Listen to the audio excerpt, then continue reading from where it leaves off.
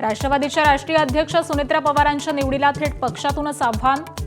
पुन्हा निवडणूक घेण्यासाठी माजी राष्ट्रीय सचिव सच्चिदानंद सिंहांची कायदेशीर नोटीस, तर केवळ प्रसिद्धीसाठी खटाटोप, राष्ट्रवादीचा संताप। सुनेत्रा पवारांना आव्हान देणाऱ्या नोटिशीशी संबंध नाही, प्रफुल्ल पटेल यांची एबीपी माझाला प्रतिक्रिया, तर राष्ट्रवादीमध्ये काही सुधारणा आवश्यक असल्याची टिप्पणी।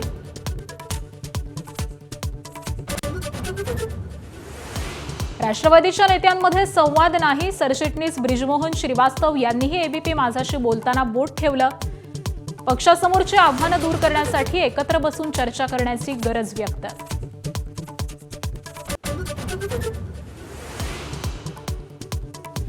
एकनाथ शिंदे आज दिल्ली दौऱ्यावर, ऑपरेशन टायगर नंतर पहिलाच दिल्ली दौरा। केंद्रीय मंत्रिमंडळ विस्ताराच्या चर्चा सुरू असताना दौऱ्याला महत्त्व। उल्हासनगरमध्ये हिट अँड रनची घटना, भाजप पदाधिकाऱ्याच्या मुलाच्या भरधाव कारची दुचाकीला धडक, पित्याचा मृत्यू तर मुलगा गंभीर जखमी। धडक बसल्यानंतर पुन्हा एकदा घातली अंगावर गाडी, आरोपी अटकेत।